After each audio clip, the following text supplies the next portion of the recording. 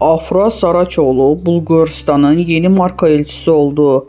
Oyuncunun işbirliği kapsamında markanın mücevher, saat ve aksesuar dünyasında koleksiyonlarını temsil edeceğini duyurdu.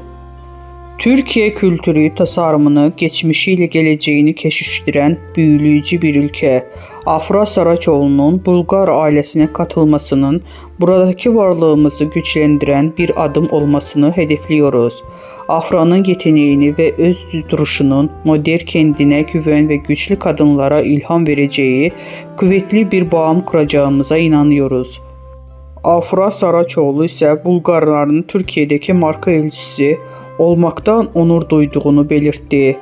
Bizden bu kadar arkadaşlar. Videoların devamını gelmesini istiyorsanız kanalımıza abone olmayı unutmayalım. Hoşça kalın.